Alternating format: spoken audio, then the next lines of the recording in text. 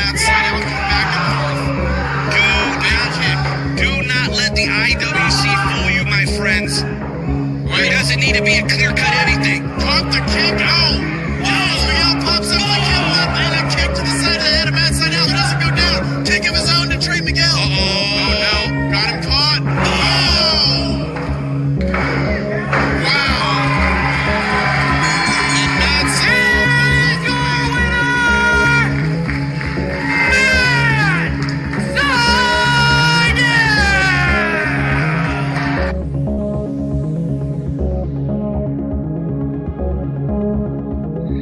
This is the premier superstar, Campbell Myers, a.k.a. Killer Cam, a.k.a. Sue, one half of the Midwest's best tag team, the Premier, and you are watching the I-70 Hot Tag Podcast.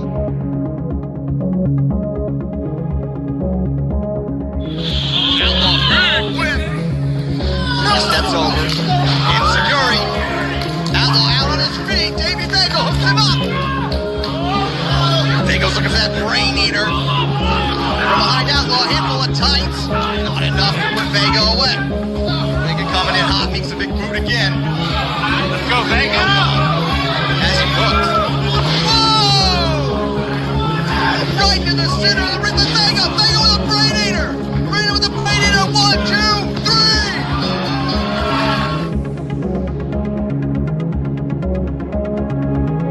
3. This is the American hero Johnny Faith, and you are watching the I-70 Hot Tag.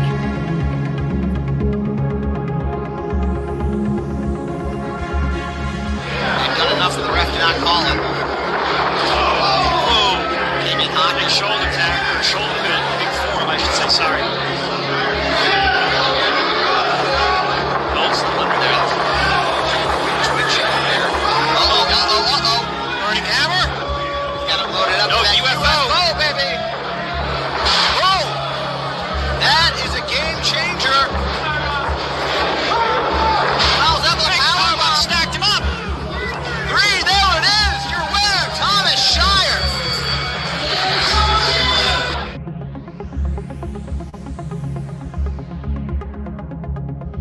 This is the Mile High Magnum, Dak Draper, and you are watching the I-70 Hot Tag Podcast.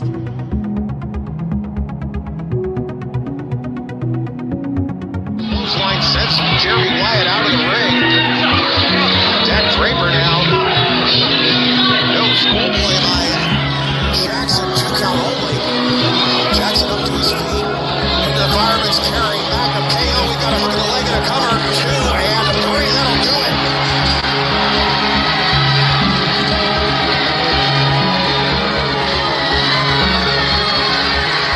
The winner of this matchup and the new Central States champion, the Mile High Magnum Dak Draper, in a hard, fun battle against 3 of the top competitors here in Central States Wrestling.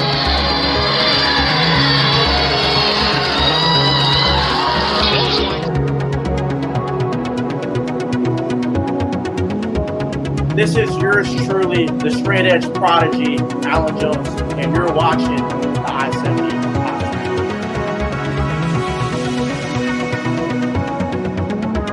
Podcast. Price, counted 2 on either side. Price, Maestro Cradle. No, Shota stopped him halfway. Price got out of it in 2.5. Shota downstairs with the knee. And Shota, no time to argue with the official here, Shota. If you want to leave with a lasting impression, it would certainly be time to keep your attention on Ethan Price. Up and over the top goes Shota, roll through from Price. He'll carry on through. Wow, Ethan Price, fisherman suplex perhaps. Oh no, it's a package DDT. Look at the outside leg. Count of 3. Ethan Price, that's a quality win.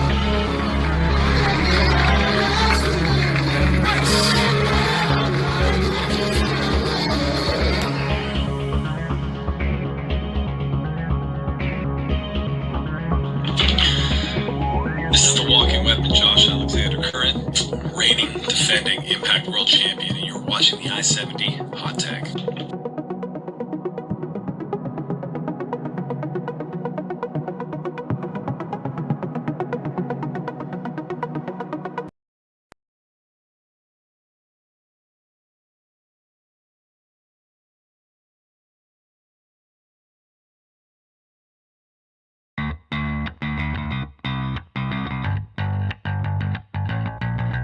Welcome to episode 38 of the I-70 Hot Tag, where we chat and promote local independent wrestling in both Kansas and Missouri.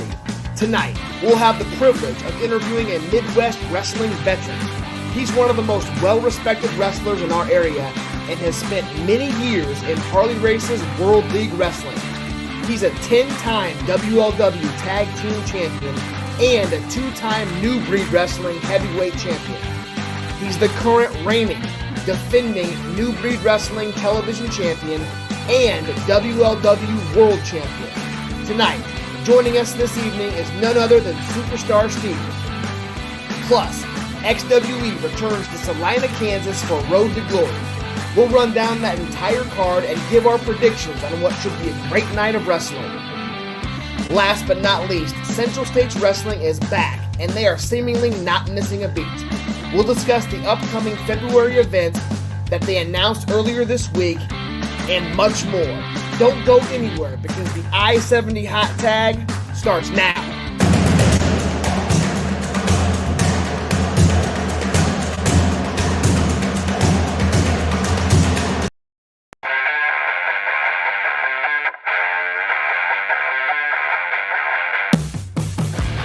This is the one, the only, Tobias Storm. This is Stormy Renee. You're looking at the big strong boy. I am the illustrious one, Ray Leon. This is a Kings Road Slayer, Darren Neal, baby. Yeah! What's up, everybody? It is one half of the beautiful people and 7-time Women's World Champion Angelina Love. And aren't you lucky? You are watching the I-70 Hot Tag. And now, CR Media presents the I-70 Hot Tag with your host, Chaos Chase, and the real Josh Elliott. What is going on, everybody? It's your boy Chase, aka CR Media, as y'all know online. And you are here for another episode of the I-70 Hot Tag, episode 38 to be exact. Getting closer and closer to that 1 year episode. And we've got a special one for you guys tonight. We got superstar Steve Fender on the show. And we've got some things we're going to break down, like CSW when the levee breaks. Josh and I were just talking about it yesterday, or maybe it was earlier today. My days are kind of mixing together. But this card is kind of stacking up. Got a lot of new faces in CSW, and definitely excited to talk about that. Guys, we are live on Twitch at CR Media 1988 right now, but we're also live on the I-70 Hot Tags Facebook and YouTube page. So guys, if you haven't already, hit that like button, hit the share button, subscribe, and hit that notification bell so you never, ever miss anything. We really appreciate it over here. Guys, subscribe. I know YouTube uses the word subscriber, but I want to talk about subscribing on the Twitch. So if you are a subscriber on the Twitch, twitch.tv/CR Media 1988, you are going to have the opportunity to do a watch along on a premium live event, WWE Royal Rumble, with us in the Discord. That's the only way you're going to be able to watch it. So you guys can come in there and hang out and watch it. Beats paying the $4.99 or $9.99 a month for Peacock. You get that, plus you're going to get some other benefits as well. So one of the perks of being a subscriber to CR Media's Twitch. Josh, man, I feel like, now that we're doing the pit stop again, I feel like we're bonding a lot more. We're spending more time together. Yes, sir. So, sir, why don't you tell everybody how you are and tell everybody where they can find you on social media? I'm doing fantastic, and you and I have a big after tonight. We got a big game to attend this Saturday night. Afternoon, night, Jacksonville at Kansas City. So it should be a fun time. But we're here for the I-70 Hot Tag, guys, episode 38. You can follow us on all social media platforms. We're on Instagram, Twitter, Facebook, TikTok, YouTube. Currently live on our YouTube page and our Facebook page. As always, appreciate you guys giving us a listen and watching us right now on the on those platforms. We are also approaching, I believe 500. We're right at the 500 mark on the TikTok. So those followers are picking up, but we got to do a lot of a lot of ground to cover over the next 10, 11 days to make that 1,000 mark by the end of the month. So it can happen. There's a lot of people sharing it out. A lot of people trying to make this happen. If you guys don't know, if we get to 1,000 followers on the TikTok, on the I-70 hot tag right there on the name tag there, Chase is going to put a date on the calendar in February to do a fundraiser for St. Jude's Children's Hospital, and for every $1 amount raised, he is going to take a chop from someone, preferably either Moonshine Mantell or the King's Road Slayer, Derek Neal. Maybe both. Depends. Because they seem to be on board because they keep retweeting it and sharing it themselves. So, by the way, I watched Vendetta back and watched Derek Neal chop the shit out of Mike Outlaw, and I was having nightmares as I was watching it. So, I was just like staring at it. So, Hunter says, get the hot tag to 1,000. Chase gets his chest chopped at 1K. Yep. Got a ways to go, guys. 500 followers in 10 days. I don't know if it's going to happen, but Josh and I are going to put a date on the calendar to do some sort of stream, whether we're playing video games, watching old wrestling or something. And we're going to have a fundraiser in the stream for you guys to raise money for St. Jude's, to help us raise money for St. Jude's. The whole point of giving the I-70 to a hot tag to 1,000 followers is so the I-70 hot tag can go live on TikTok, and then adding the Moonshine Mantell and the Derek Neal aspect to it just adds a little bit more spice onto it. Because would you rather donate $1 just to, like donate a couple dollars out of your pocket for a good cause? Or would you rather donate a couple dollars out of your pocket for a good cause and to watch me get my tits beat in by Moonshine Mantell or Derek Neal? So, yeah, guys. So if you guys haven't already, make sure you follow the I-70 hot tag. Josh pulls double duty. He not only runs his own social medias, but he also runs the I-70 hot tag social medias for us. Because Josh knows that I've got a bunch of other stuff besides the hot tag going on. And with Josh having a bunch of stuff in his personal life, being married, having 3 kids under the age of 4, greatly appreciate him taking the time to make sure that the I-70 hot tag is staying active, and there's plenty of people out there that are getting the word out about the I-70 hot tag, because the whole point of this show is to put over Kansas and Missouri independent professional wrestling here in the Midwest area, to get people to know about it. So if you guys are not able to join us live every Thursday night for the I-70 hot tag, I got fantastic news.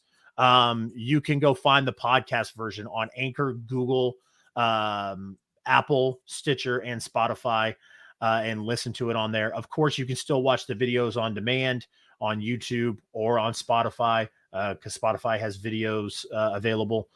So no matter what you're doing, you guys can, absorb content from the I-70 hot tag, catch our interviews on there with past guests like CSW's, general manager, Michael Strider. I always say general manager because I always forget what his Booker, I think, co-owner and Booker. EVP. That's what it is. That's the real popular one nowadays, is EVP. So that's what it is. Michael Strider, the EVP of Central States Wrestling.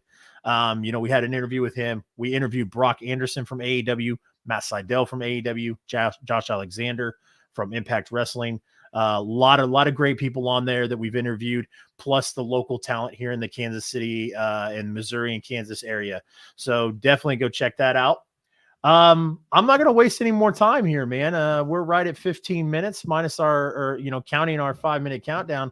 I'm not going to break tradition either, Josh. I'm going to let you introduce our guests like you introduce all of our guests. But Josh is super excited to introduce this guest because this was Superstar Steve was Josh's first taste of independent wrestling. And Josh has been a fan of Superstar Steve ever since. Yes, what was it? what was it, 15, 16 years ago? Yeah, it was 2005 or 2006. The World League Wrestling came to Harrisonville, Missouri at their high school or community center, one of the two, and ran an event. I remember meeting Harley Race was there. I think Lex Luger was one of their special guests. He was signing autographs there as well. And I saw Superstar Steve, Wade Chisholm, all the guys there at WLW back in the mid 2000s. So so we got a special guest for you guys, the current New Breed Wrestling television champion and the current World League Wrestling heavyweight champion. Please welcome our guest, Superstar Steve.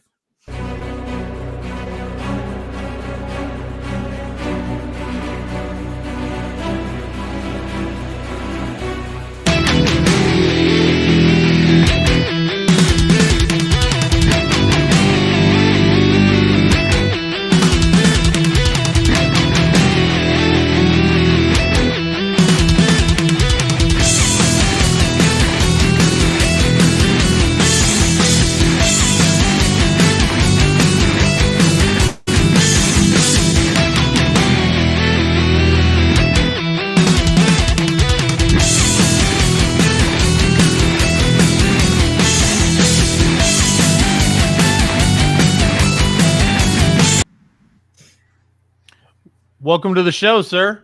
Hello. How's it going? Fantastic. How you doing? I'm doing great. Glad to be here. Yeah, appreciate you taking the time out to sit down with us and talk some local independent wrestling with us. Yeah, absolutely. And watching your opening montage there, I realized I used to be skinny too, so that was pretty cool. Yeah, that Metro Pro, that one was from 10, 11 years ago, roughly. So yeah, it's going back a day or two. I'd say that was probably around 2012, probably when I wrestled Derek. So nice. It's been a day or two. Willie Hendricks gave you, he's a big fan. I'm sure you're probably familiar with Willie. Willie chimes into the show almost every week, and when he does chime into the show, he has been counting down the days that we would be interviewing Superstar Steve. So Willie's a good dude. I like Willie. Yes.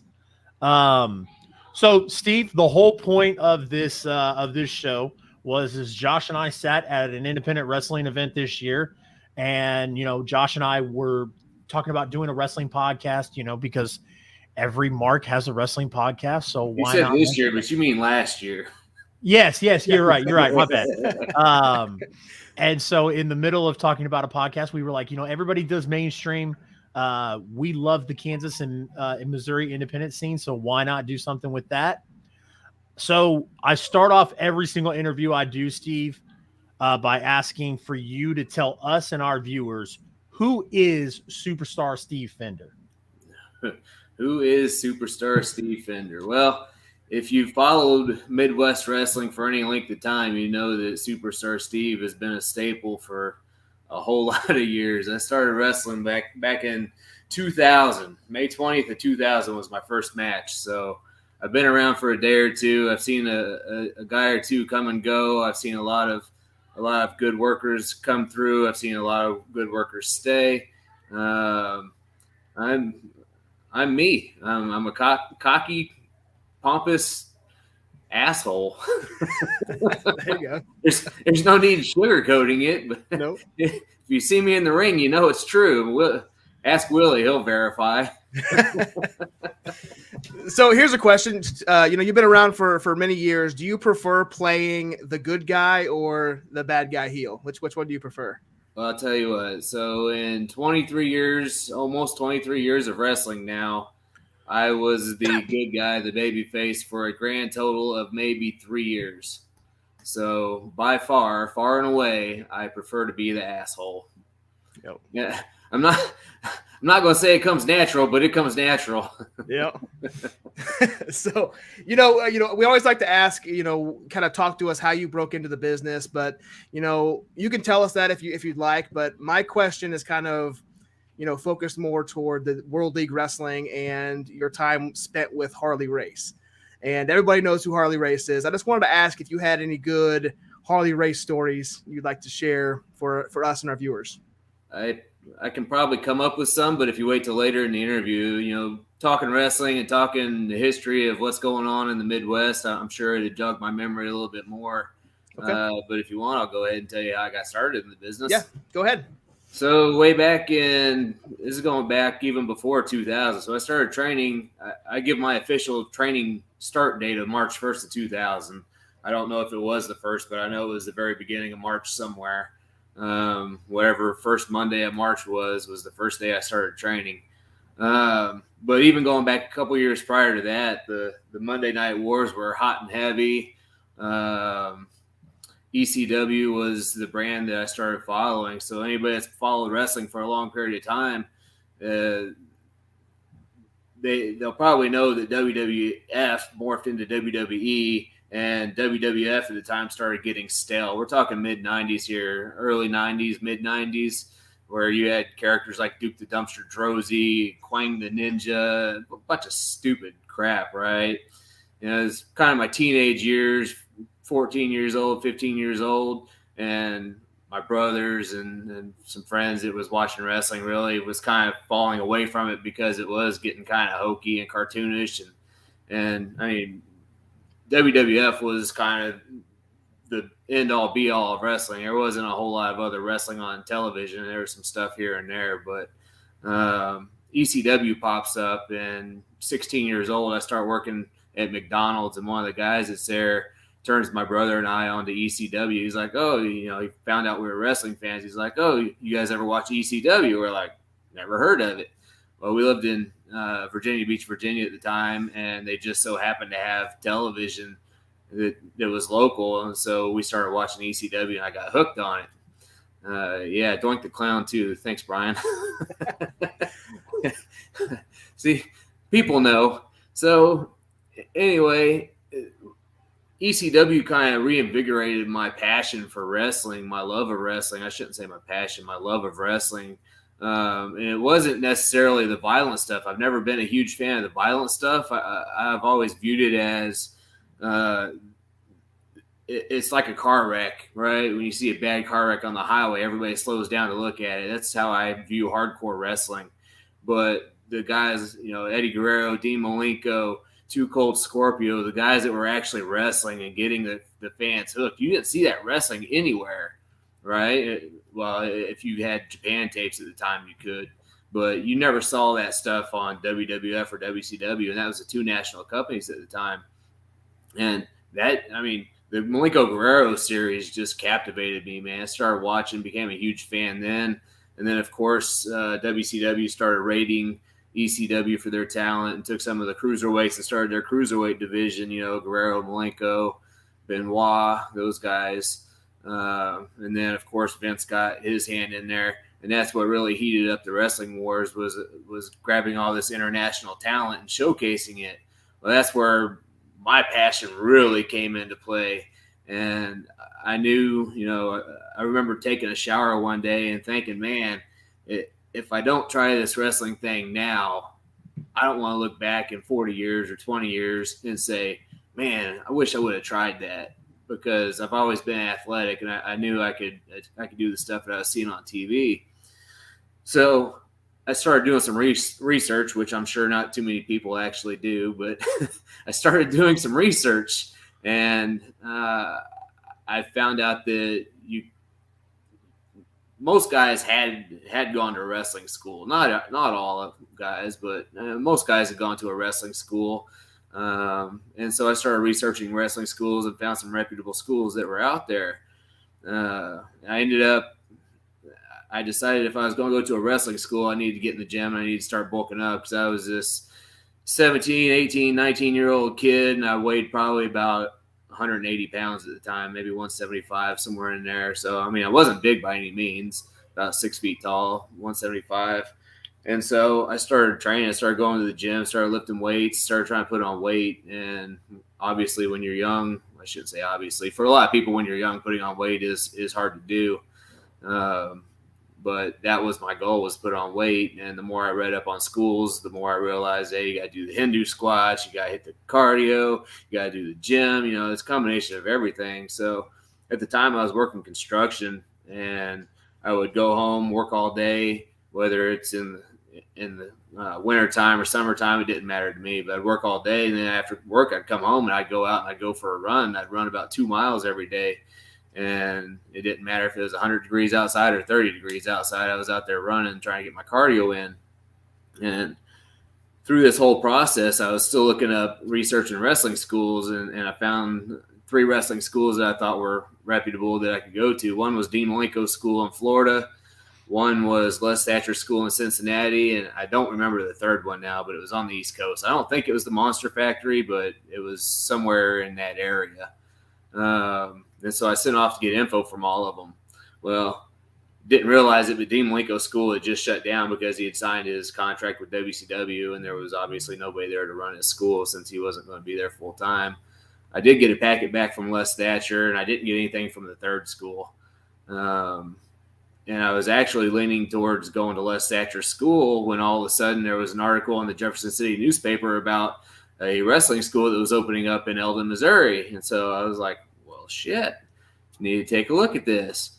Well, lo and behold, it was none other than Harley Race that was opening the school. So going back a couple years again, was reading the dirt sheets, Wade Keller's, was it Pro Wrestling Torch, I think is what it was, and Meltzer's newsletter. Well, Meltzer in his newsletters, when news is slow, he'll give a history piece on wrestling. And I knew Harley Race was a pretty big name, but I didn't realize the extent of what he had done in his career and what he meant to the business. But reading through reading through Meltzer's newsletters, I realized that he was actually highly respected and was he was the man before Ric Flair was the man. So I used to, when I was looking for ways to get into the wrestling business, I was like, man, I should look up Harley Race in Kansas City. I found out he lived in Kansas City. So I was like, I should look up Harley Race in Kansas City and see if he even trains guys or anything like that. And lo and behold, a couple years later, here I am reading in the newspaper that he's opening a wrestling school. So I was kind of beyond words, and I was like, man, I got to go check it out. And so I remember driving down there one night. It was probably late December, early January. I don't remember exactly. But I went down there just to see what was going on, see how they trained guys, see what they did. And I remember walking through the doors, and Derek Stone was in the ring with Trevor Murdoch, or Trevor Rhodes at the time. And there was a couple guys standing around ringside, and Skippy Johnson, who was a referee, was also in the ring. And when I walked in, everybody, it's like, you ever hear stories when people, like, they walk in the door and the room goes silent and everybody just stares at them?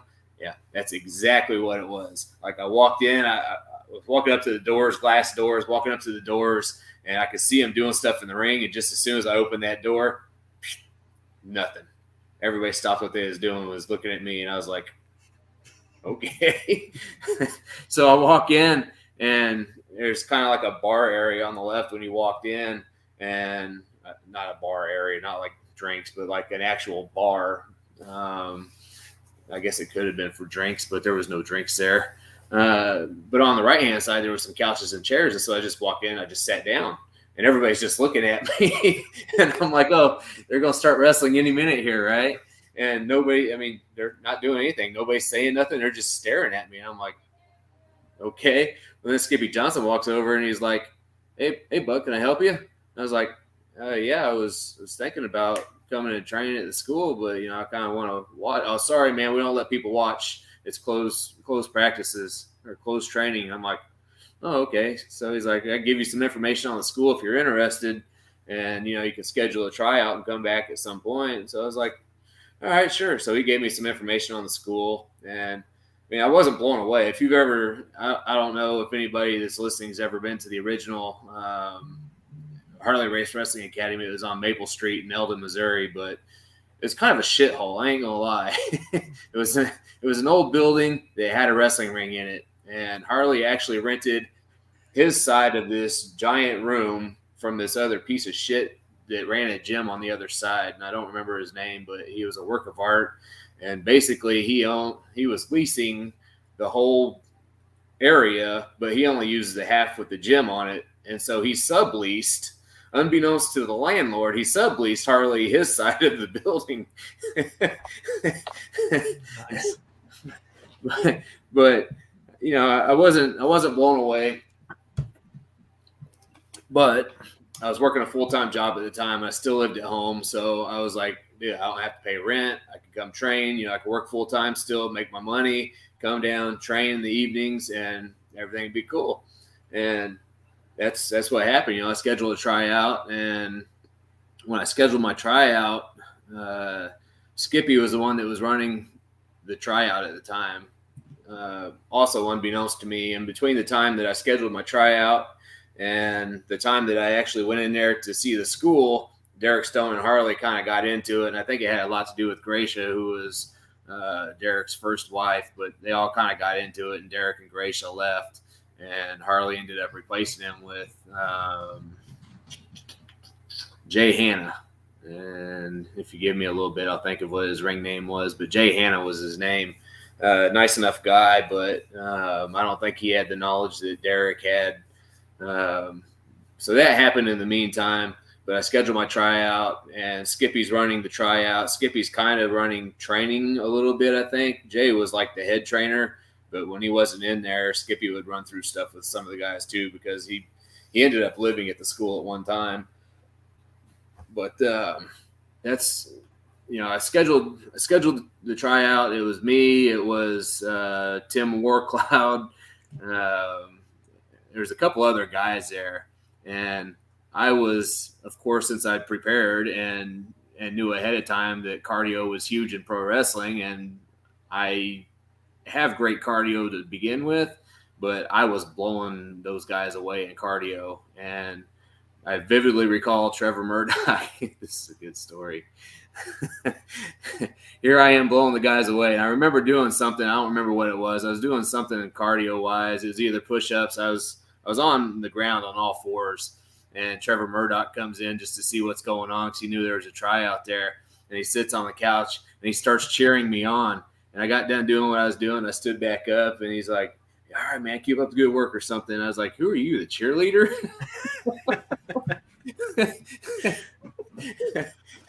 Had no idea who he was. Didn't know he was a wrestler, but there he was cheering me on, and I was blowing everybody else away. So I was like, why is this guy cheering me on? Why isn't he cheering these other guys on, pushing them to keep going and doing what they're doing, right? Trevor didn't like that, and so he went over to Skippy, and he said something to Skippy, which I found out later was, "Skippy, you need to blow this guy up." And Skippy's response was, "I'm trying." So that was my introduction to Trevor, and that was how I got started in the business. That was my very first. That was my tryout. I blew everybody away. They said, "Yeah, we'd like to have you here." I wasn't overly blown away by the school itself or the ring. If anybody had ever seen that old ring that was in there, it's actually up in the WLW school right now, still the Harley Race Wrestling Academy school up in Troy. It's an old ring from the 50s that Harley recalled wrestling in was it not Des Moines, in Omaha. He recalled using the ring that was in there in Omaha at television tapings. So, I mean, it was an old ring, and it ended up getting retrofitted with a spring in it, and it was stiff. It was very stiff. Yes, Austin is very old too. But that's how I got started in the business, and that was the ring that I started training in when I first started. And there's a lot of blood, sweat, and tears left in the various canvases and various boards of that ring. So. I bet. So Steve, last month, well, not last month, but it was December. Well, yes, it was last month. My bad. Central States Wrestling brought back Deal with the Steel, and they named this one Deal with the Steel 4. The one from 16 years ago, this past Monday on our second show, The Pit Stop, we did a watch along of Deal with the Steel 3 from December of 2006. You teamed up with Michael Strider and Derek Stone, and you took on the Girthy Management Group, which consisted of Jeremy Wyatt, Hype Gotti, and Wade Chisholm. By the way, Jay Hanna's wrestling name was Mr. Destiny. Mr. Destiny, yes. Yeah. Anyways, going back to the deal with the steel, tell us what you remember about that extremely bloody match. Was that a cage match? Yes, it was War Game style. The one thing I remember is that everybody bled in that match except for me. And if you ever get the opportunity to watch along we did on our YouTube, Josh and I mentioned the exact same thing. We were like, Yep. Jesus, everybody was gushing blood. And after the match, you're wiping other people's blood off of you. Strider had a fork in the match and was stabbing people in the forehead. Strider was in heaven for that match. He was dying to do that match. And Strider's sadistic. That's all I can say about the guy. He's sadistic. He's one of the, I don't want to say stiffest. He's one of the realest wrestlers that I've worked. He will get in there and you don't have to worry about there being light in between his stuff. He's going to put everything in there snug. And he may intentionally just beat the shit out of you, but he also expects it back. And you know, I've known Mike a lot of years. So I think I first met him in probably 05 or 06. I don't remember now. It may have been before that. But yeah, the deal with the steel, man, it was a fun match. But like I said, everybody in it bled, and I've never been a fan of blood either, which goes back to the hardcore gimmick, right? You know. Yeah. Well, that's why I was chuckling when you mentioned that. It was a cage match, and it was cool to be able to do a cage match, but I wasn't about to blade, and I didn't. And afterwards, I think is when it finally hit everybody, when everybody was standing around bleeding and wiping and cleaning themselves up. Somebody looked at me and said, "Oh shit, everybody's bleeding except for Steve," right? Yeah. But it was a fun match. I really enjoyed it. And Central State's back in those days, there was a lot of good workers and fond memories from back in that time. A lot of great workers now, man. If you don't mind me asking, this is kind of off the cuff. Sure. We going to see Superstar Steve in Central States Wrestling anytime soon? No idea. All right. I haven't reached out to those guys, and they haven't reached out to me. But I mean, we got a lot of new faces coming on this show in February, so you know, maybe potentially down the line we'll see a new old face. So it's possible. You never know. Never know. Never say never. That's right.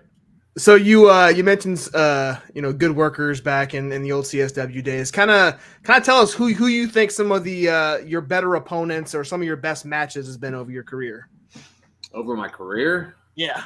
Or you can do most recently. It's up to you. But I just figured if you had a favorite match or favorite opponent. One of my favorite opponents of all time was a guy named Steve Anthony, King of the 450, Steve Anthony. I love wrestling him. He was a Harley guy for a couple years. He ran the school. This probably would have been back from like either 08 or 09 to around 2010, 2011, somewhere in that time frame. He lived down in Eldon, ran the school for Harley, was the head trainer. Always liked working him. Trevor Rhodes was a guy that we've always got on really well together and always had really good matches. We've always pushed each other. And I mean, that goes back to the very beginning. Like I said, he was there at my tryout, cheering me on. And there I am calling him a cheerleader, asking if he's a cheerleader, right? So, I mean,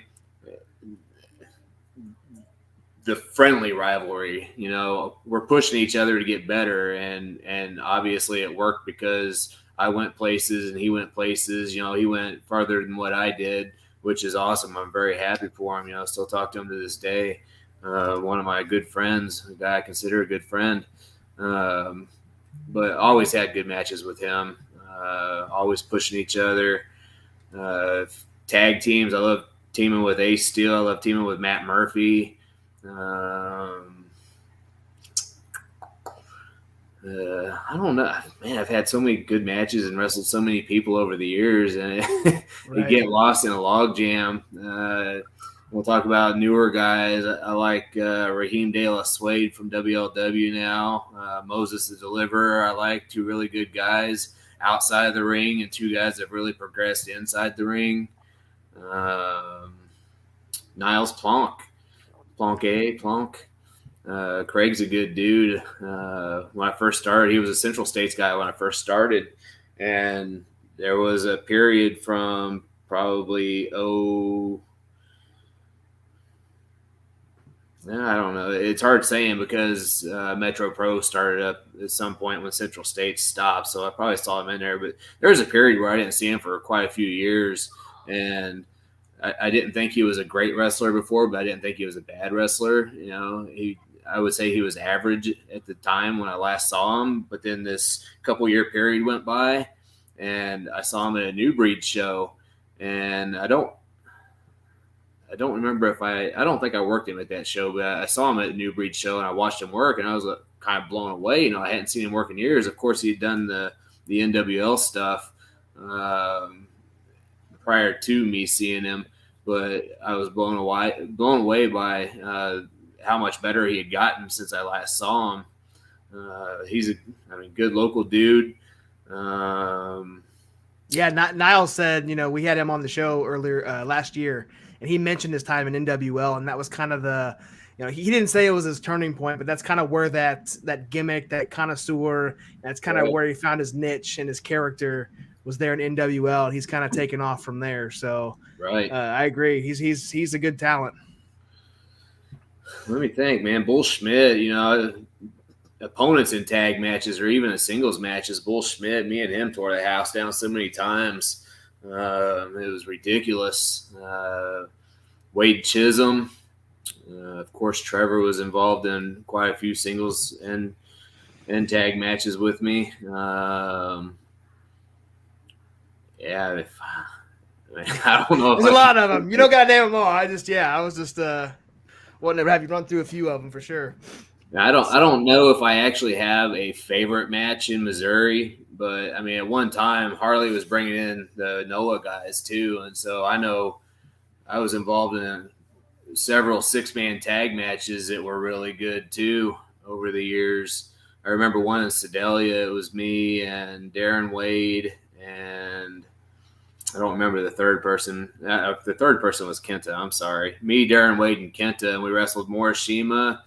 And I think it was Denty Moore, who you'll know is a Beer City Bruiser now, and his tag team partner, not John Tatum. Tatum was his last name, Brad maybe. But anyway, we had a 6-man tag in Sedalia that was phenomenal, I thought. Just so many good men. I had 23 years. Right. I don't want to toot my horn, but I've met a lot of quality workers over the years, and I've had quite a few matches that I'm proud of over the years too.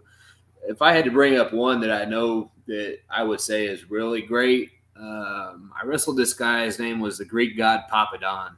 He's a Northeast guy, and he came to one of the WLW camps many years ago. This is probably 04, 05, 06, somewhere in there. It may have been the year that Kenta Kobashi came to the camp, which was also the year that he wrestled Samoa Joe after he left Eldon for Ring of Honor. So whatever year that was, I'm pretty sure is the year I wrestled Papadon. But we did that show, and that show got recorded. And I remember either the following week or 2 weeks later, I was at the school, and Harley wanted to review all the matches and watch the matches with the guys and give feedback on it. And he sat there and he watched my match, and he's like, yeah, I don't know if I could say a whole lot of bad stuff. It's one of the most fluid matches I've seen in quite a while. And I was just blown away that he had. I mean, there was no criticism he can give me. I was like, come on, Harley, there's got to be something. And he's like, well, it was really fluid. It's like, I'm begging you, Harley. I'm trying to get better, man. What do you got? Tell me you didn't like the way I turned my head or something. You know, give me something. And he couldn't give me anything. So that one kind of stands out to me too. So let's switch gears to New Breed Wrestling for a little bit here, Steve. We know you've won their heavyweight championship a couple times. Recently, you beat Slammer Mania for the New Breed Wrestling Television Championship, a match you received because you won the Chris Wyatt Memorial Battle Royal last month. Right. So talk to us about New Breed Wrestling as a whole, and then if you don't mind, talk to us about your relationship with Dangerous Derek McQuinn. Sure. New Breed Wrestling, I think they've been around for either 3 or 4 years now. If it's been longer than that, then time's going by too quick for me. But they're based out of Eldon, Missouri, which is where WLW was based out of for many, many years until they moved up to Troy to try to get closer to St. Louis to try to draw more people in for training. So Scotty Z's the owner of New Breed Wrestling, and he used to be a referee for Harley. He was a really good referee. I ain't gonna lie, he was a really good referee for Harley.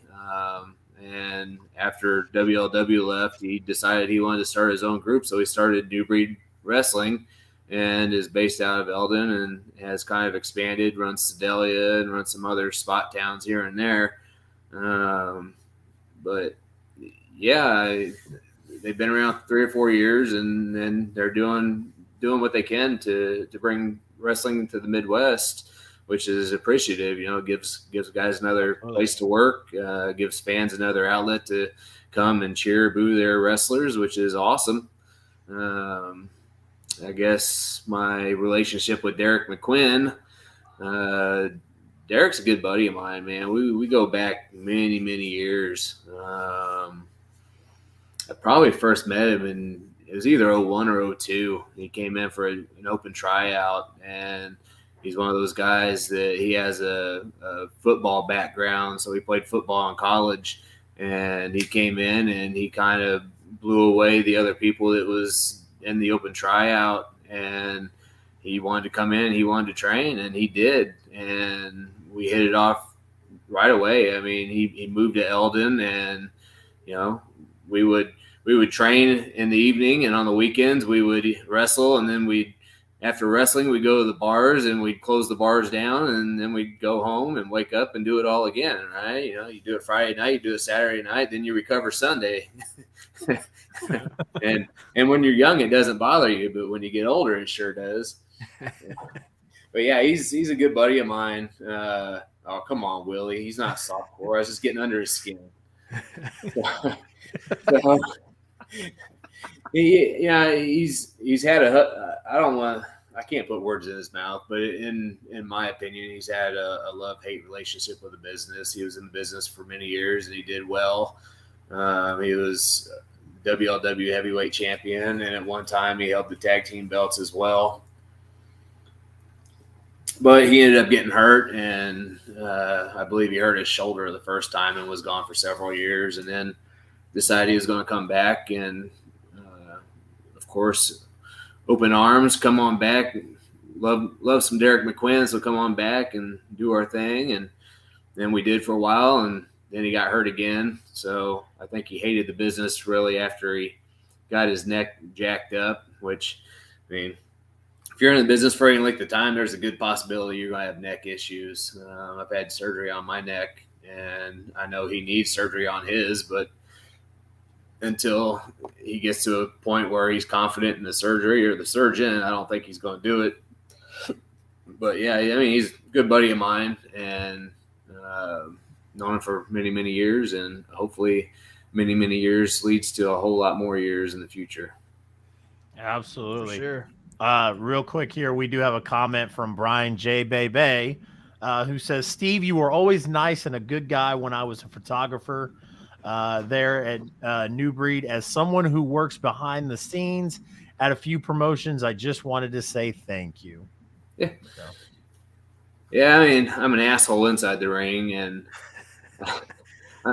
I'm kind of an introvert. And not kind of. I am an introvert. So, I mean, I don't go around talking to a lot of guys. I'm kind of the silent guy in the back. But, there's certain guys that you open up to and that you get close with. Like we were just talking, Derek's one of those guys. Trevor's one of those guys.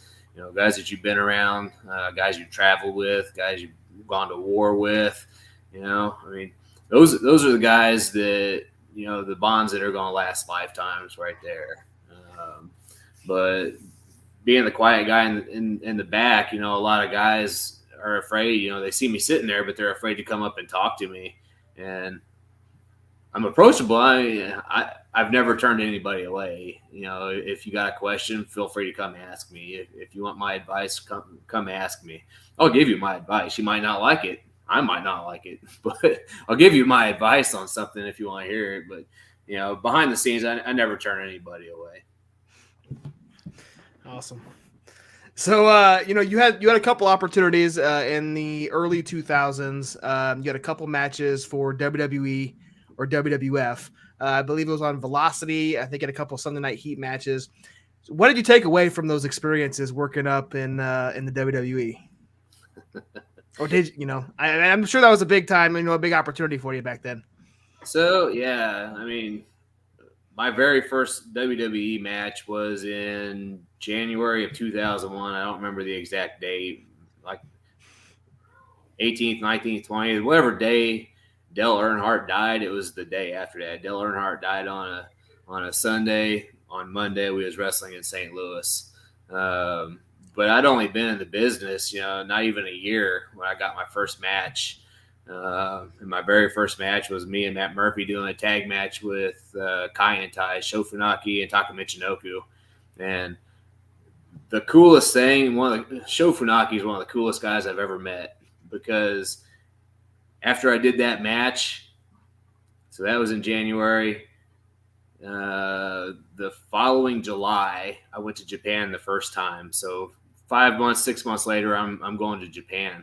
Well, one of Funaki's good buddies was Daisuke Ikeda, who worked for Noah.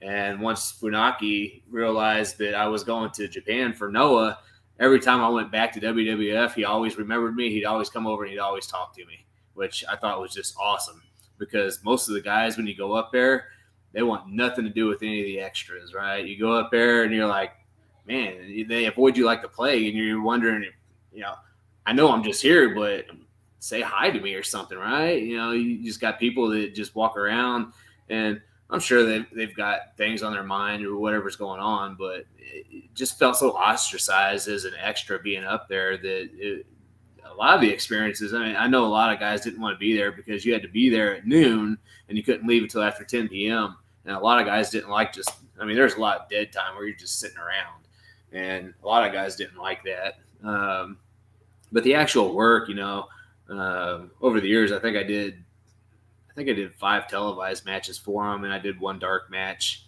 But I wasn't ever a fan of their ring. I thought their ring was too soft for me. And I got more sore after working in their ring than I did the independent rings at the time, because it was so soft, is what I always blamed it on. But I really don't know if that's the case or not. But trying to do something in the business, trying to get somewhere, you're just trying to make a name for yourself. So anything you can do to get your name out there, right? Yep. Whether it's working WWE, WWF, whether you're trying to get in, WCW closed down not too long after I started wrestling. So like a year after I started wrestling, a year and a half maybe. So we never did anything with WCW, but I think Harley at one point did try to get something going, but they were in such disarray at the time he tried getting us booked in there that nothing ever came of it. But the best thing you can do is get your name out there. The more your name is out there, the more people are likely to say, oh, I saw you, I heard you were over here at this group, I heard you were over there at that group. And then things on social media nowadays just start blowing up. Social media wasn't a thing in the early 2000s when I started wrestling. Right. If it was, maybe I'd be more into social media. I don't know. It's not my thing. But the name of the game is getting your name out there. If people know who you are and people know you're having matches and know you're traveling around paying your dues, you're more likely to go places. One thing Harley always told us was learn the basics. Learn how to wrestle, because if you know how to wrestle, you can go anywhere in the business. And you'll find that's true. I mean, you look at the WWE guys, you know, if you find the guys that were recruited out of college or you know, the guys that come out like the Canadian Football League or some of the other athletes that they recruit that weren't fans of professional wrestling growing up. They were just big, and WWE liked their look or liked their athletic background and made them a wrestler. Those guys never stuck with the business because they never cared to learn how to work, you know. It's the independent guys that had a passion for the business. They're the ones that stick around for 20, 25 years.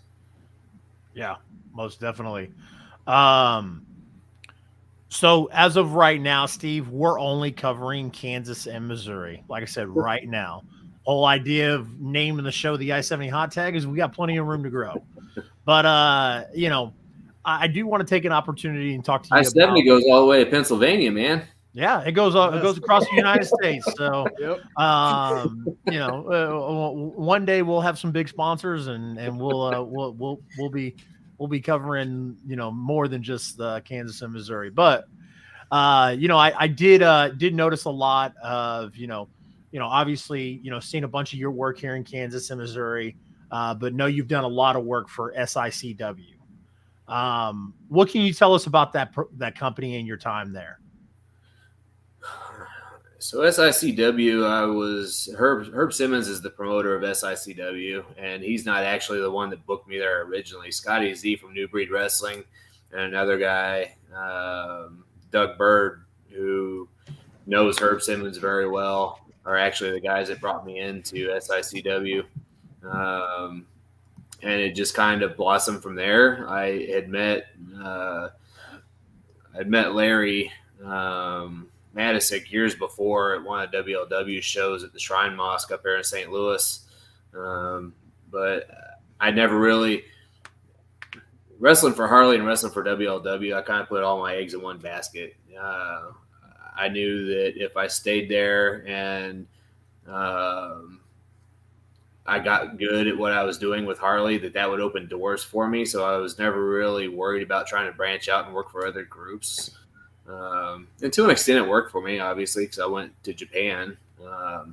But for SICW, one of the things that I really liked was that Larry Matisic was there.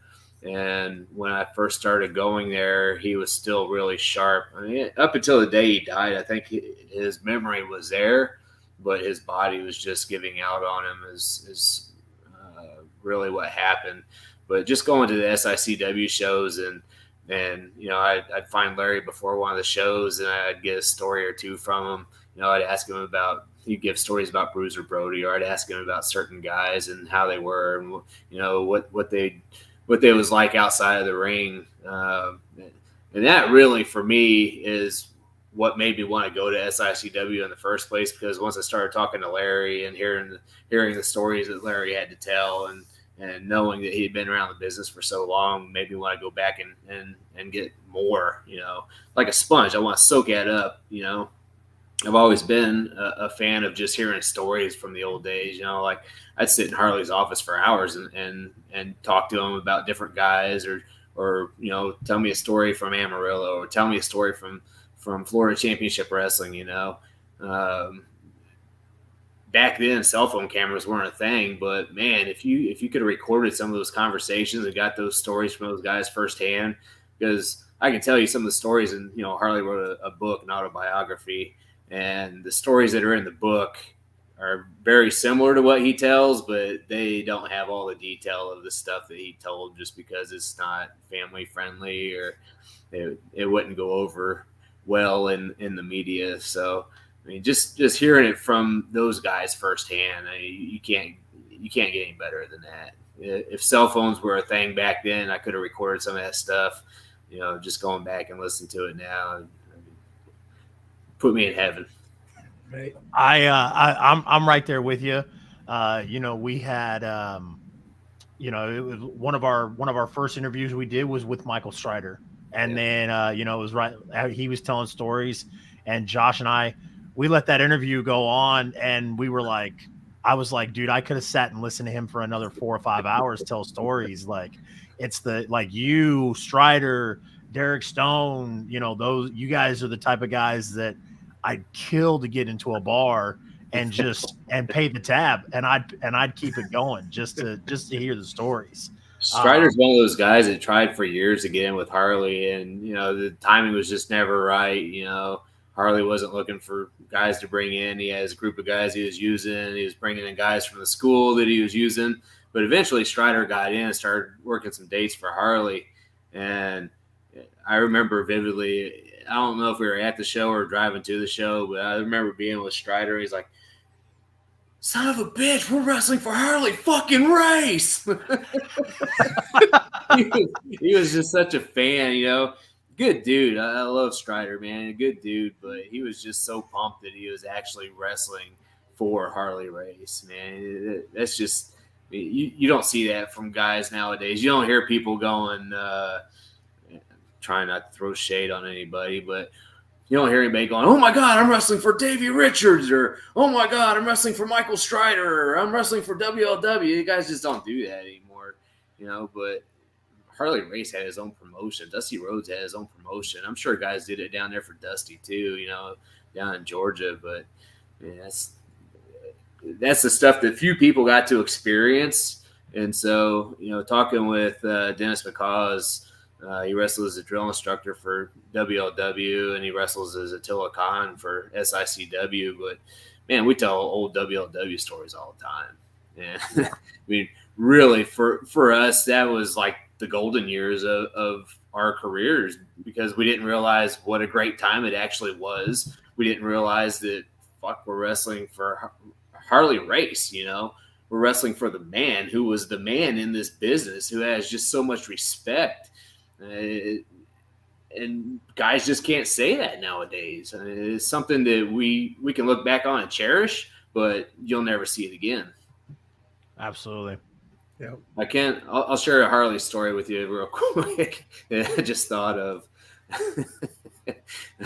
So I was doing WWE tapings in St. Louis one time, and there were several of us there, and it was one of those times where not a lot was going on. At this point in time, they were kind of disorganized when it came to extras. Like some years after this point in time, they would actually have the extras come in. They'd have them, you had to show up in suit and tie and look presentable, but they would have them get into some workout gear after this point in time, and they would have them get in the ring, and they would actually evaluate them a little bit and give them a little bit of feedback. But at the point in time of this story, it just didn't do that, just because they were just so disorganized and really probably didn't really give a damn about the extras anyway, unless you blew them away with a look, or if you had a really good look to you. But anyway, I'm down at ringside, and I'm bored as fuck, and I'm watching in the ring, and Bill DeMott's in the ring, and this is around the time of Tough Enough, and Josh Matthews had won Tough Enough like a year before, right? Like the worst choice of a winner for Tough Enough ever. So obviously he was blowing somebody, and I'm watching him run the ropes. Bill DeMott's instructing him how to run the ropes, and I'm watching him run the ropes, and I kid you not, he's running the ropes, and he's running on his tiptoes, and he looks like a damn fairy when he's running the ropes. And I'm standing outside the ring, and by this point in time in my career, I'd already been to Japan at least a dozen times, and been in the ring with some of the greatest wrestlers in the freaking world. And not to toot my own horn, but I was a good hand in the ring. And I was just looking in the ring, and I couldn't believe what I was watching. I was just shaking my head, and I was like, fuck it, I'm going to catering. I'm going to get something to eat. And so I turned to walk up the entrance ramp area, and as soon as I started walking off, Harley was actually walking down to ringside. And by this point in time, they had switched to doing some bumps too. Like he would hit the ropes, and at the end of hitting the ropes, he would take a couple back bumps, and then he'd take like a 30-second break, and then he'd start hitting the ropes again, and then he'd take a couple back bumps at the end of it, and then he'd take like a 30-second break. And there Bill DeMott was the whole time trying to tell him what he was doing wrong and what to fix and everything, right? So critiquing him as he was doing his thing. And just as soon as I turned to walk away, take a couple steps up the aisleway, and there's Harley. He's like, why the fuck do they have a guy who's never taken a bump correctly in his life in there teaching guys how to take bumps. And I said, I have no idea, Harley, but I can't watch any more of it. I'm going to catering.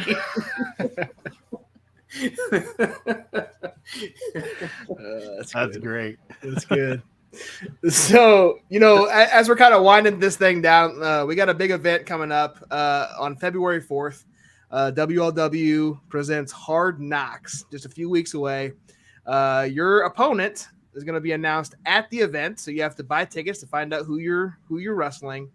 Tell us, who do you think your opponent should be, and tell us why it should be Moses the Deliverer. Who do I think it should be? Yep. I don't care who it is. They're going to lose. You think Moses deserves a title rematch? Okay. In all seriousness, like I said earlier, I love Moses. Moses has come a long way in a few short years. He puts in the work. He's trying to get his name out there. He's working for several different companies. He does put in the work, and I think that's evident. We've had a couple really good matches for sure. Does he deserve a rematch? He probably does deserve a rematch. Yeah. Is he going to get one? Not up to me to decide. I don't care who I'm wrestling. I don't know who I'm wrestling yet, and I really don't care. When I say I don't know who I'm wrestling, it's legit. I haven't talked to anybody to find out who I'm wrestling. So it's not always the case. I usually know at least a week beforehand, and still I don't know. So Austin Muatalo, yeah. Would be pretty astonishing. Willie, it's past your bedtime, dude. Go to sleep.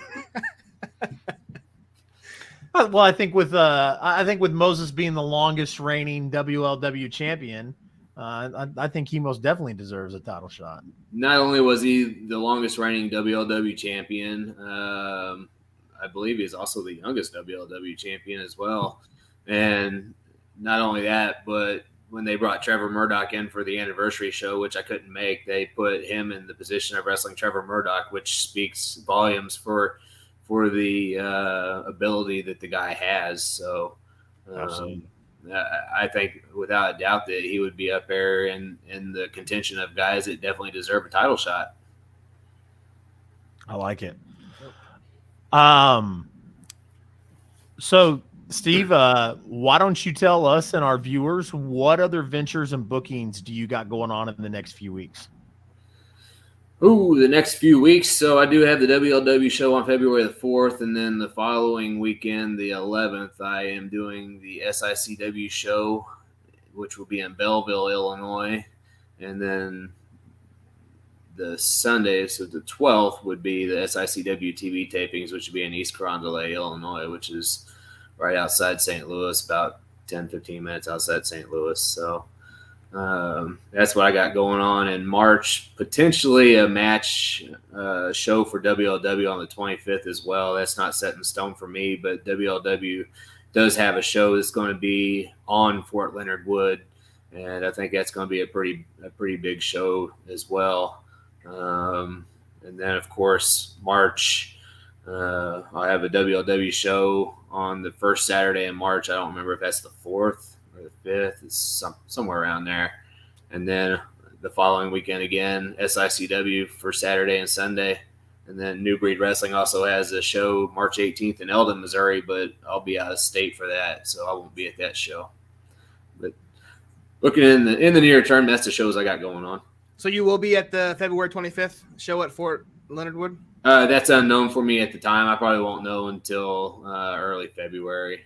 Okay. A couple more weeks. Yeah, I'm gonna show a graphic here. We're gonna talk about it a little bit later, but a salute to the soldiers at Fort Leonard Wood, Missouri. They got Matt Seidel and Bob Orton gonna be there. Yeah, you can see some of the wrestlers there in the background who are scheduled to be there. So go check them out. Should be a good show. Yeah, I told them it'd be kind of they need to know 2 weeks ahead of time so they can do background checks on the wrestler since it's on a military base. But I told them I'd give them notice as soon as I knew for sure. But as of right now, I had another function going on that evening, so I more than likely, unless something happens, more than likely won't make the show. But it's always possible that I could. So, do you sell any merchandise? I wish. Yeah. I've tried at different points throughout my career to sell stuff, and I have never been able to sell stuff. I do have shirts currently. I think I have like 6 XL shirts left. They're out in my car still. I don't have them here to show you. I have shirts for $20 that I sell at the shows. And I do have some trading cards that I sell for $3 a piece. It kind of has a picture of me on the front and then a little bio on the back. So they're pretty cool. $3 a piece, $20 for the shirts. But if you're at a show and I got merchandise available, come up and buy some. Or if you just want to come talk to me at intermission, I don't go out. It depends on where I'm wrestling, if I go out to intermission or not. Because I've been around some of these cities and towns for so many years that everybody's really seen me. So I try to limit how much I go out sometimes, unless I know there's a lot of new faces out there. If we're in a new area, then I'll go out. But sometimes I sell stuff, sometimes I don't. But in all reality, I've never really sold anything, so I just don't. Yeah. Completely understandable. So Steve, I think I know the answer to this question, but I'm going to ask it anyways because obviously the type of climate we live in, it's the best way to get your name out there. Where can everybody find you on social media? I do have a Facebook account. It's under my real name, Stephen Fender. It's Stephen, Stephen Fender. But honestly, I get on there once or twice a week, and that's usually about it. I'm not on there all the time. Social media has become something that it wasn't intended for, and there's so much hate and negativity on it that I start scrolling through it, and I wonder why I'm reading the crap that I'm reading. So I just avoid it for the most part.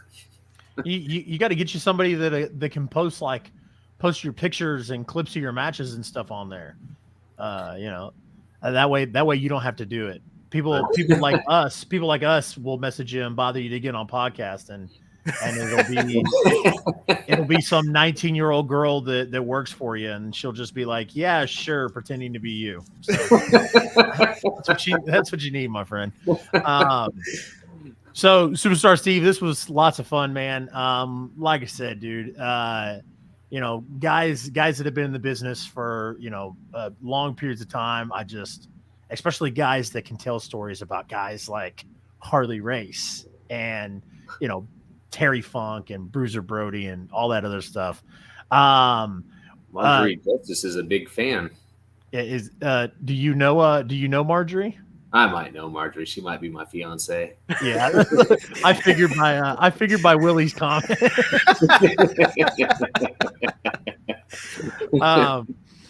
So, like I said, if I could, I don't know if you drink or not, but if I could buy you 15 rounds, I'd let you tell stories all night. There's a bear shit in the woods. Yeah, my man.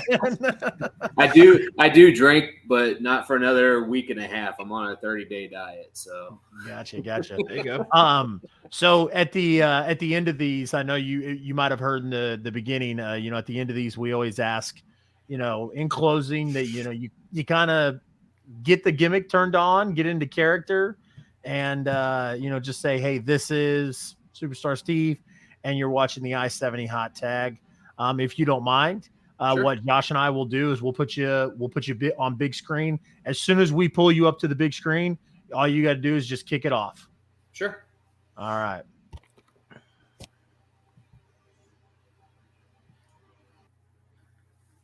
This is Superstar Steve Fender. World League Wrestling, New Breed Wrestling, SICW Wrestling. That was stupid. Cut that. You're good. You can start over. Take 2.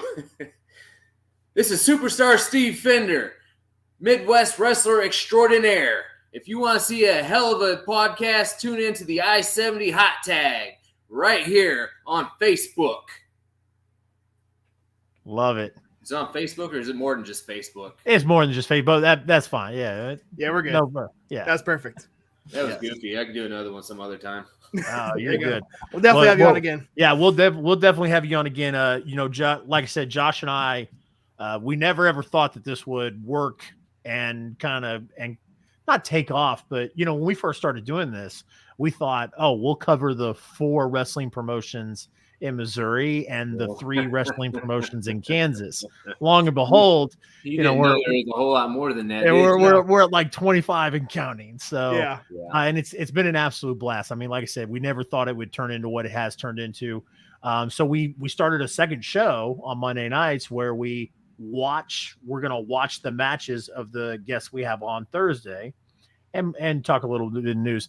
And we've talked about having guests that we've had on prior on Monday nights, just to kind of, so that way people aren't itching for the interview. They can kind of sit back and relax and watch matches with us. So, if you're interested, we'd love to reach out to you sometime, Steve, and absolutely, and sit down and watch some old Vault stuff, especially because we opened the Vault. Like I said, CSW uploaded that deal with the Steel match a couple months ago. So we opened up the Vault on Monday and watched that one. So would love to have you on in the future, sir.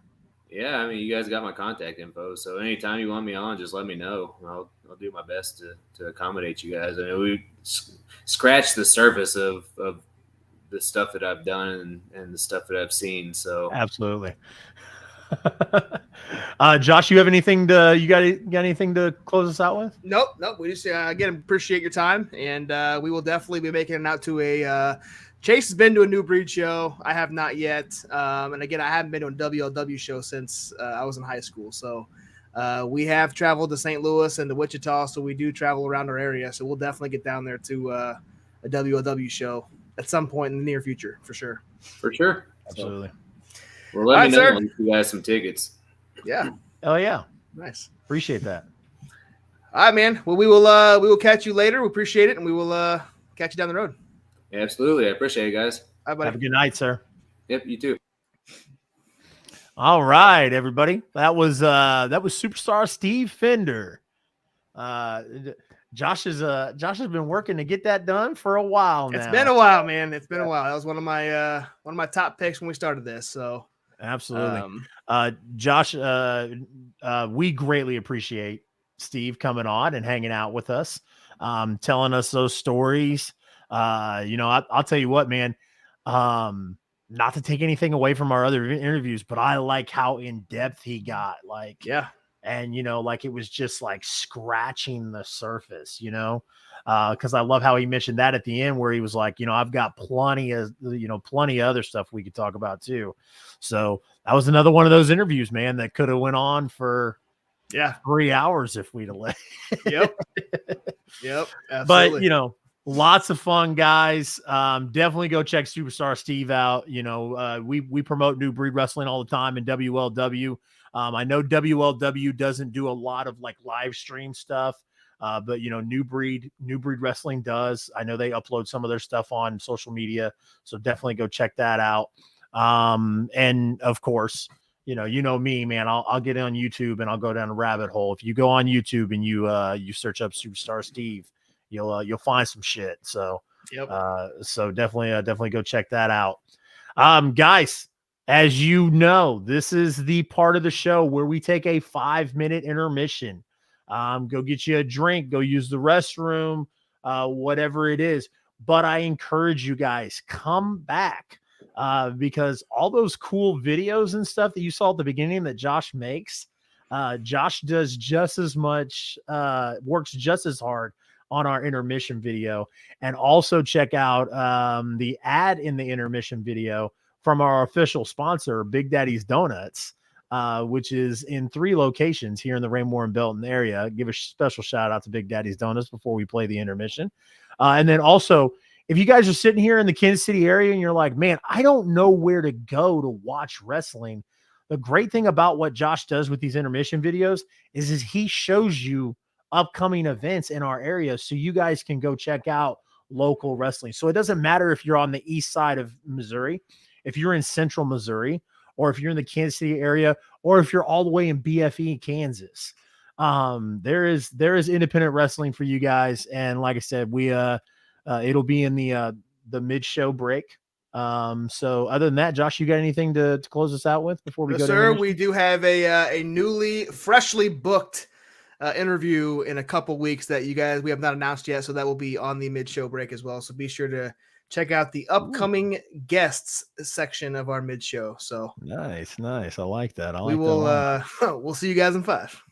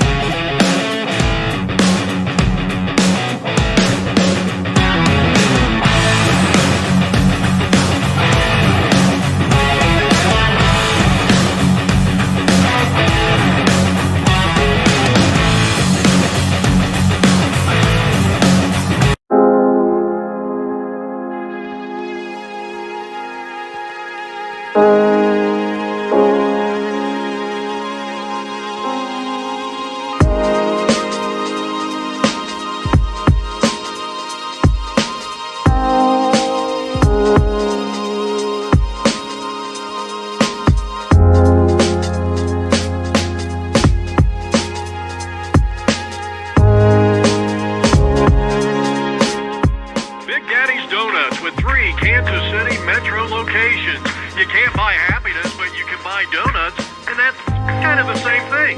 I can't wait to sink my teeth into one. Big Daddy. Painful Donuts.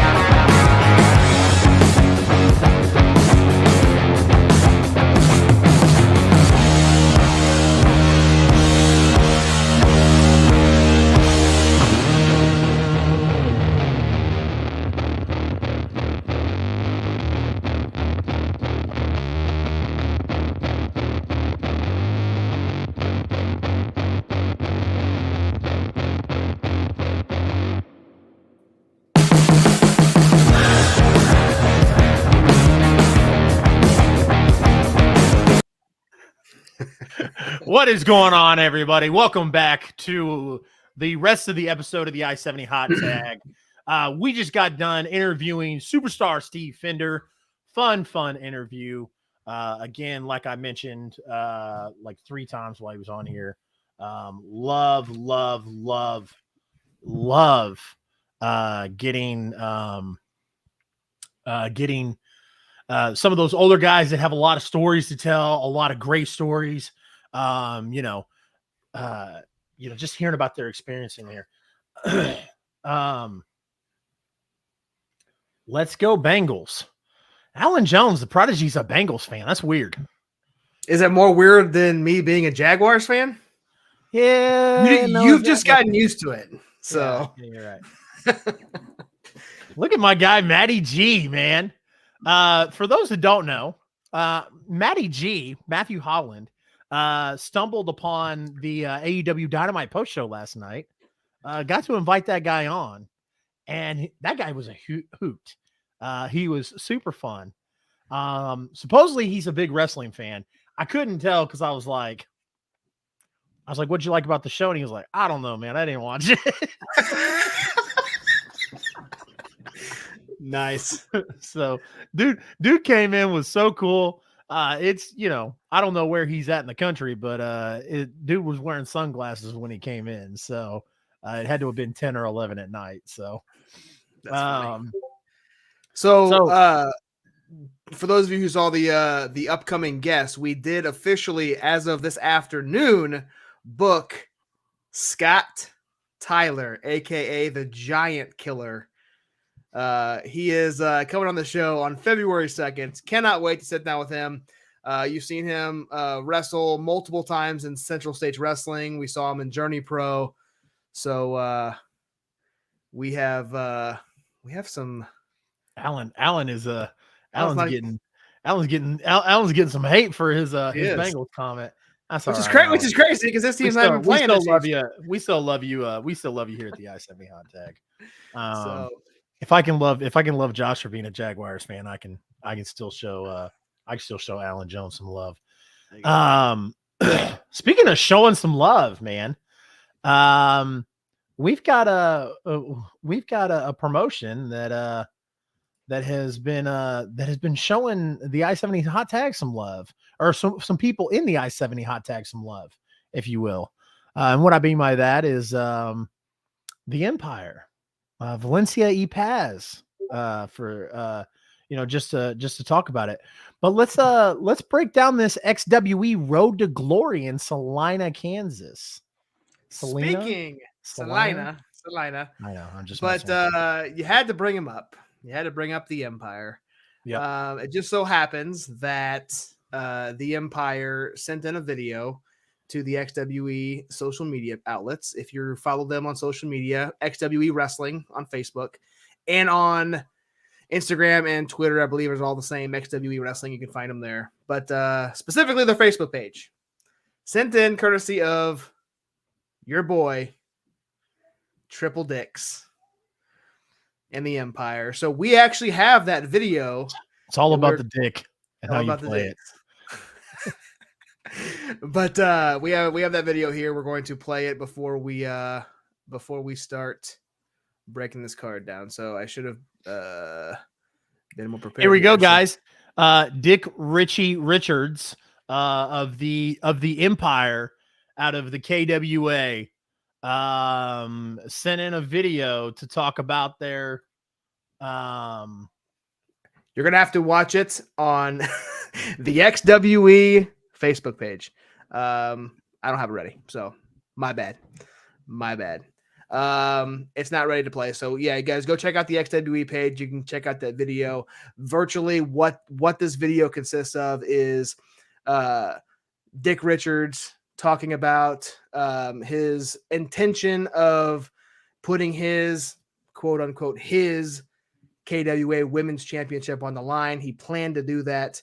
That is until Stormy Renee. And right as soon as Dick Richards says Stormy Renee's name, Ray Leon steps in front, interrupts him, and says, "You know what? You put your hands on me, Stormy, and now you gotta face the consequences." So what was supposed to be Ray Leon against Paradox, it's now Ray Leon and Dick Richards versus Stormy Renee and Paradox is now the official match here. And I got the graphic. Boom. Well, so this is going to be at XWE Road to Glory this Saturday night. Absolutely. And I don't know about you guys, but I can't wait to watch Paradox and Stormy Renee beat Dick together. So while we're going through this, let's give our predictions. I am going to go with some shenanigans in this one. I do think Paradox and Stormy Renee win, but it's going to be via disqualification. You think so? I think because the last match ended in disqualification, I don't think this one should. I think that's bad booking.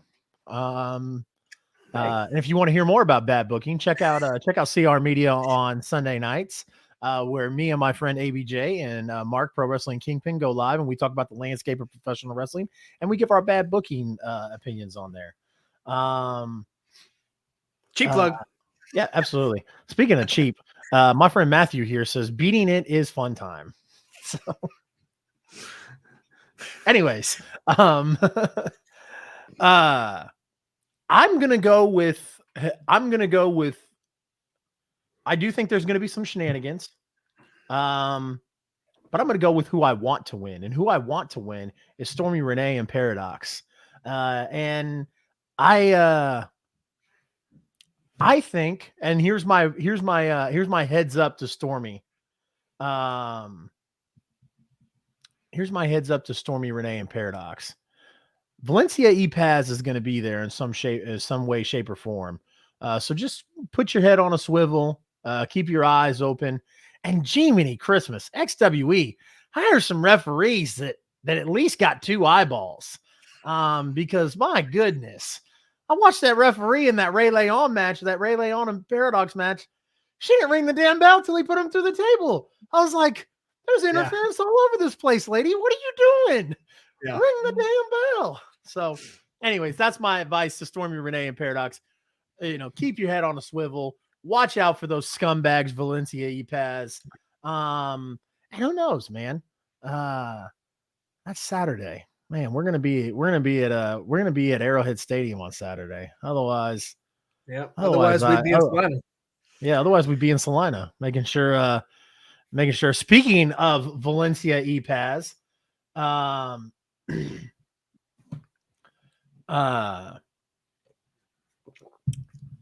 ACFC will be taking on Valencia E-Paz. And now I have just become a humongous ACFC fan. So That's my prediction to win this match is ACFC. Without a doubt, 100%, no questions asked. ACFC just takes care of business, handles it, goes home with the dub.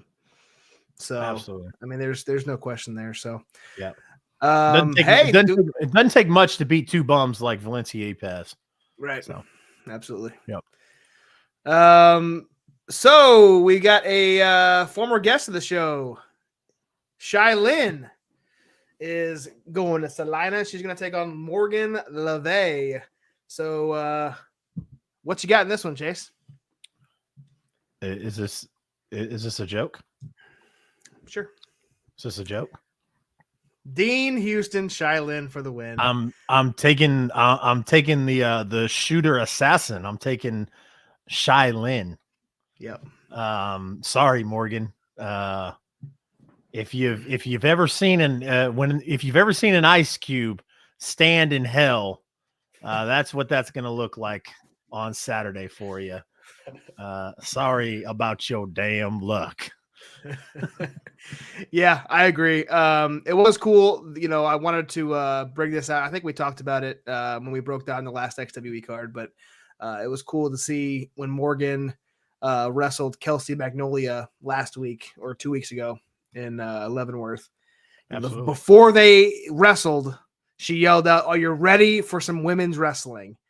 And should be a hell of a match. We've seen Charlotte a few times in KCXW. So, and I was impressed by from what Morgan did in Leavenworth. So should be a heck of a. I'll take Morgan. Spooky girls foe the win. All right, it's a bold strategy, Cotton. See if it pays off for him.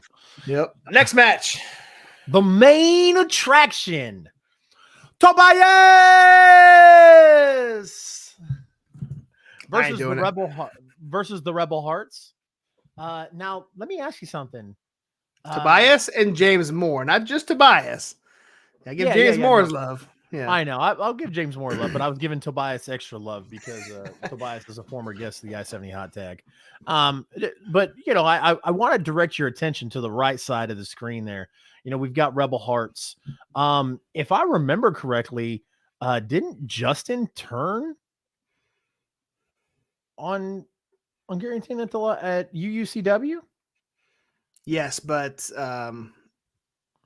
from what I'm understanding, you know, yes, it did happen. But did they apologize and make up? I don't know. I don't know. I know there's been a couple XWE events since UUCW, so maybe something happened there. Also, I'm not 100% sure still. Even though KWA titles and PCW titles were defended on that show, I'm not 100% sure UUCW is officially a part of the KWA or not. I know PCW and XWE are, but UUCW is not on that graphic. So anyway, just throwing it out there. But yes, the Rebel Hearts did break up at UUCW. So interesting. I know Christian Temple is going to be extremely upset. Not extremely upset, obviously, because the last show we were at, the Chiefs were playing, but it's going to be right in the middle of the Chiefs playoff game. He came out in full Chiefs garb, and should be a great match, man. This is two great tag teams, four great wrestlers, and I am going to go with the main attractions to pick up the dub in this one. Absolutely. Gears Guy says that he can hit up Justin for us because Justin is a homie. Nice. Absolutely. I like it. Absolutely. Well, dude, that wouldn't be I feel like every single time we go to a KWA event, or at least an event in Kansas, somebody hooks us up with an interview of some way, shape, or form. I like it. Renee did that. Renee walked up to us and was just like, "Hey, I'm doing commentary. You know, I just want to come over and say, what's up, boys?" He's like, "By the way, you should go check out Ray Leon and ask him for an interview. Better yet." And then he was like, "Ray, you should be on the I-70 Hot Tag." And Ray was like, "Yeah, I'd love to." And then that's where that happened. So. Yep. Shout out to Renee, Wrestle Talk Podcast. Absolutely. That's boom. All right. Johnny Faith. Yep. Let me boom. versus Leo D of the main attraction. Yes, for the United Liberty title. Johnny was not able to attend the show in Leavenworth. He is back, going to defend that championship that he just recently won in December. I wish Johnny was there. I still have not seen him in person, but from the video we made for the show, I am sold that he is going to walk in as champion and walk out as champion. So Johnny Faith, in my opinion, will retain the United Liberty Championship. Chase, what say you? Or does Leo D, who I think never actually, I'm not sure exactly what happened, but I know in Johnny Faith's promo, he said that Leo D never lost the title. So it was either stripped of him or something happened where he was no longer champion. So he's never actually lost the United Liberty Championship. So this is like almost like a champion versus champion match.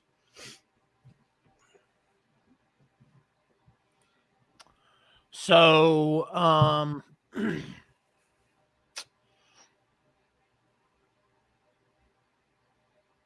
going with Johnny Faith. The little pit bull. I know. I wanted to hold that off to make it seem like I was actually thinking about picking against Johnny Faith, but no, I'm going Johnny. I'm going Johnny. Brian J. Bebe says Leo D for the win. Interesting. Yeah. Interesting. Another bold strategy. Yep. Matthew Holland says Leo the Donut. Johnny Jungle.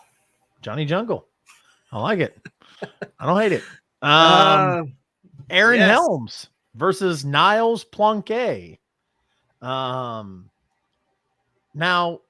I have not seen Aaron Helms, but obviously we are very, very, very familiar with the wine connoisseur, Niles Planquet.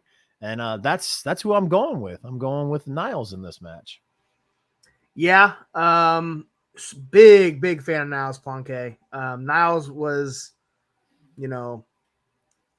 he was up there with one of the interviews that I wanted to do with Superstar Steve, with Michael Strider and Superstar Steve and Niles Planquet. Those are the three that I wanted to interview the most, just because love the character, love his in-ring work. But in this instance, I have not seen Aaron Helms wrestle live, but I have seen him wrestle in videos, in matches and events on the tube.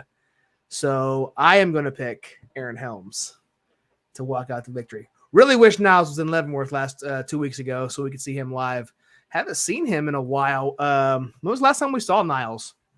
Was that Horseman Country? Has he not been? Have we not seen him since Horseman Country? I don't know. But you're right. We haven't seen him in a while. Like even haven't seen him booked in a while in our area either. Gears says, I've never seen Aaron Helms, and I'm still choosing him because anytime Niles loses, I'm happy. That's fair. Yep. That's fair. I like that. Main event time. The realist Calvin Aldridge versus Kuda for the XWE Heavyweight Championship. Man. Yeah. I'm a big Calvin Aldridge fan. Watching him at KCXW tear shit up, winning the KCXW Heavyweight Championship. Was definitely hoping to see, more of him in the Kansas City area. Obviously we're getting this in XWE, obviously not Kansas City, but, in the Kansas area. But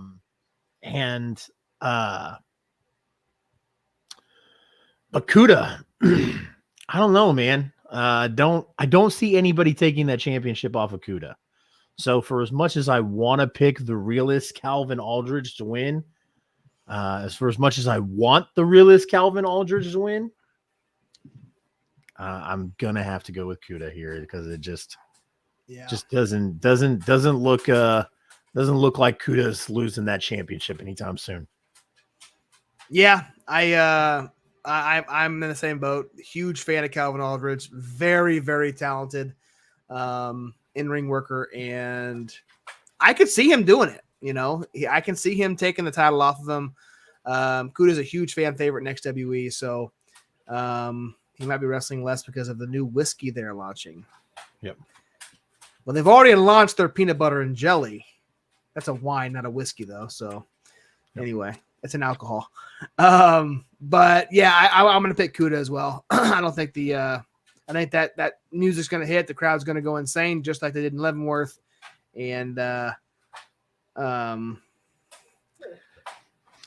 even close, Matthew. No, not even close, my dude. I saw that. I was like, I didn't even. But anyway, I picked Kuda. So what a card, man. Like that's one that, like, yes, it's gonna be fun sitting in Arrowhead Stadium watching the playoffs, but that's gonna be also one that I'm like, damn, I wish we were in Salina to see this card because that's stacked, man. Why don't you give this event announcement while I let my dog out real quick? Okay, yeah. So we've already actually talked about this event when our guest was on, Superstar Steve. It is Salute to the Soldiers at Fort Leonard Wood, Missouri. Tickets do go on sale in a couple days this Monday, January 23rd at harleyrace.com. AEW star Matt Seidel, who has become a pretty big regular in our area, wrestled for UUCW. He's wrestled over in Glory Pro, and he's wrestling again here in WLW. Pretty cool to see him there. Also, they're going to have WWE Hall of Famer Cowboy Bob Orton going to be there as well as all your WLW favorites, Moses, Leland Race, Raheem De La Suede, Dysfunction, even Kenny Alfonso's back there on the graphic. He's going to be there, and he's always putting on bangers. So, World League Wrestling, Fort Leonard Wood, Missouri, and I'm pretty sure. Now, I don't know. This is going to be on the military base at Fort Leonard Wood, Missouri. So, and this might, I just don't know. I don't know if this is just going to be a show. It says tickets go on sale. So I guess it's going to be an open to public event, or is it just going to be a show just for the troops? I don't know. It says tickets go on sale. So I don't know if they're going to sell them to the troops or what they're going to do. I'm not sure, but it is at Fort Leonard Wood, Missouri, which is out pretty good distance from us. So, Absolutely. Matty Seidel was Evan Bourne. You didn't know Are you that. serious? Yeah. Damn. We had him on the show, and we didn't even know that was Evan Bourne. No, yeah, we didn't. That's crazy. Damn. Match announcements for CSW when the levee breaks. Man, talk about a play on words. After Central States Wrestling's immensely successful, extremely successful event, Deal with the Steel at the Kansas City National Guard Armory in Kansas City, Kansas. The National Guard Armory flooded when Kansas City flooded, and unfortunately has caused severe damage to the National Guard Armory. So CSW is going to have to move, and they are going to go to the Lenexa Armory. Yep. And when the levee breaks is the name of the show, and I thought that was very fitting. Yes. But the matches that they have announced so far, they've only announced 4.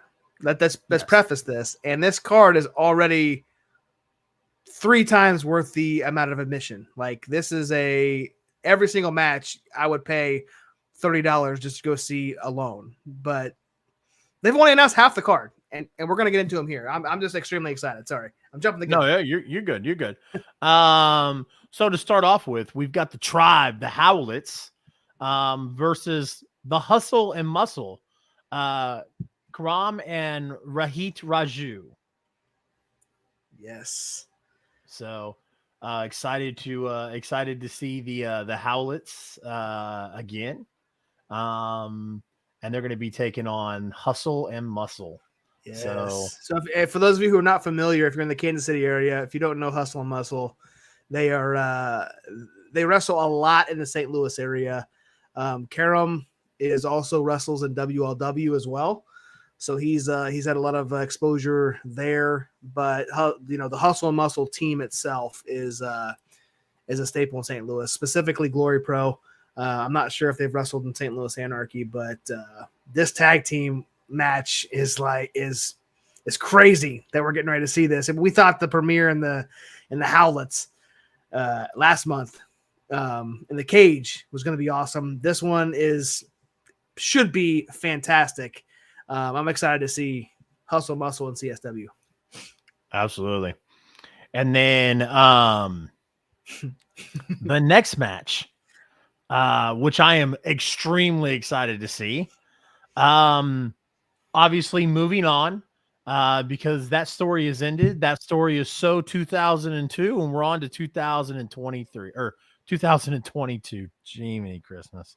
And now we're on to 2023, and the premiere has moved on, and they are going to take on Grindhouse, Spitfire, Davey Vega, and the gunslinger Matt Fitchett, the returning gunslinger Matt Fitchett. Matt's gonna get loosened up and get ready to go. Not taking anything away from this match, but Jesus, man, every single time I get an opportunity to talk about, I get to talk about March 18th with the Motor City Machine Guns, I'm going to talk about it. And this is going to be quite the warm up for Matt Fitchett. So the Premier are going to take Grindhouse to their limits. It's definitely going to be an awesome match. So absolutely love Grindhouse, and you know how much I love. I'm a big fan of Matt Fitchett. He was doing such great work throughout his entire career. But when we started this podcast and we started this show, he became one of my favorites, top 3 going in our area. Now Davey Vega is doing the same thing as well, but my question is, we have seen the Premier work as heels for the last 6 months since No Turning Back. Grindhouse normally works heel, and Spitfire was just a heel. At Vendetta when he teamed up to face the Howlets. Is it going to be? How is this going to come out? Is this Grindhouse going to come in as a face, or is the Premier going to have a turn, or is it going to be heel versus heel? You never know. It's regardless of what good guy, bad guy, good guys, bad guys. These two teams are going to beat the shit out of each other, regardless. Doesn't matter. And look who's standing behind the Premier. Oh, well, of course. Roscoe Leach is going to be back. And well, he's standing in the graphic. Do you think he's going to be standing when he gets there? He's going to be rolling in on a wheelchair. You think our guy Roscoe Leach, ass crack Roscoe Leach is going to be walking into the arena on February 25th? I don't know. Matthew Holland says, my birthday is March 18th, 1999. Matthew, if you are in or around anywhere near St. Louis. I don't have the graphic anymore, but yeah. On March 18th in St. Louis, Missouri, Grandel Wrestling is going to have a fantastic match between the current Impact Wrestling Tag Team Champions, Motor City Machine Guns, versus the Grindhouse, Matt Fitchett and Davey Vega. It's going to be a fantastic event. You should definitely check that out if you were in the St. Louis area on your birthday. He says my wrestling name is Roscoe Cleveland. I wonder if Cleveland means he's from Ohio. I don't know. Anyways, the next match we have. So this is weird. This is the first time since Horseman Country. Rise of an Outlaw. Okay, go ahead, sir. Yep, this is the first time since Rise of an Outlaw that we have seen Jeremy Wyatt defend the DWF championship. I do have a graphic. It's a double main event graphic, so we're going to see both of them. But yes, the Monarch, Jeremy Wyatt, will be defending his DWF championship that he still carries around against Jake something. The disrespect, bro. How come Dak doesn't have the CSW championship over his shoulder? Because he's holding it just behind Jeremy standing in front of it. What? I don't know. I'm just trying to make it seem like he's holding it. That's yeah. I don't know. But yes, the Monarch, Jeremy Wyatt, and Jake something. So they are going to defend that DWF championship, and they're going to use that kind of as the second title in CSW. And then not only that, guys, like the Mile High Magnum Dak Draper is going to take on Xavier Walker, who is Big Flexi. He's getting his title shot here as well. So Matthew poses a very good question. Why does Jake not have a last name? I don't know. I don't know either. He could have just went just by Jake. That's just the Jake, one namer. Jake flipped off Dimitri, and so I'm half tempted to root for Jeremy Wyatt, and I'm joking. I'll never root for Jeremy Wyatt. Fuck that guy. He can flip my son off all he wants. Yeah. Go Jake something. So you and I talked about this, man. Like it's the newcomer Xavier Walker, never wrestled in CSW, at least not in this iteration of it. Jake something obviously has not wrestled in CSW. We go back to the Hustle and Muscle. It's going to be their debut in CSW.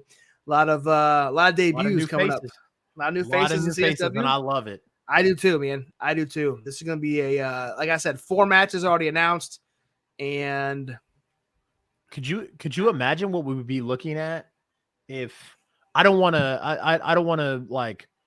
harp on it, or I don't want to stay on it too long.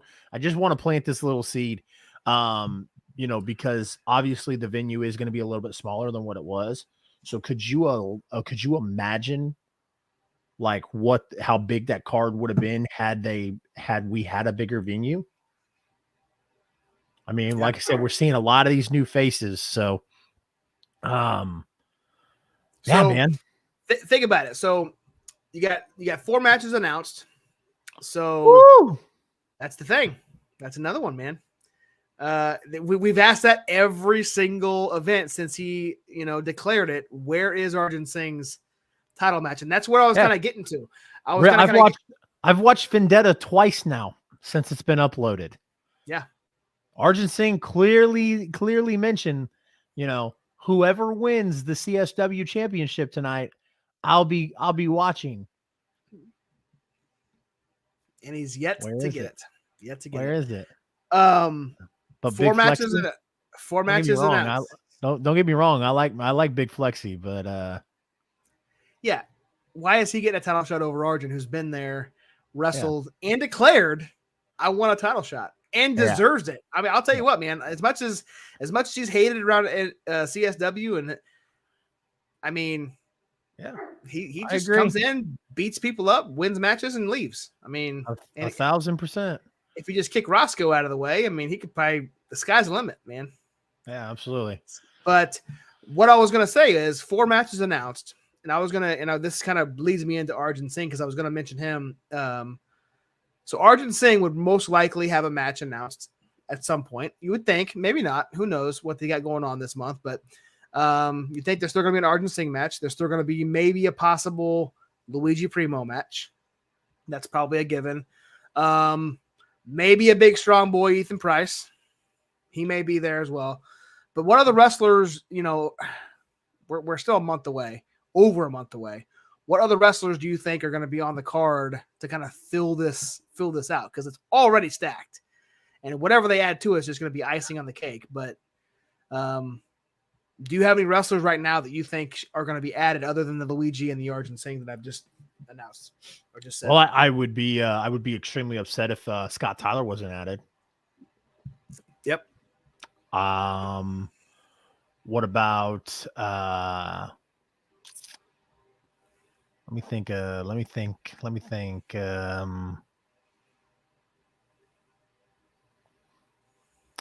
What about Tobias Storm? That's awesome. Like, I think Tobias Storm. I would be okay. I would be okay with it being a pre-match. Obviously, but these two guys obviously deserve a spot on the card. But I mean, if they didn't, I'd love to see Tobias and Scott Tyler.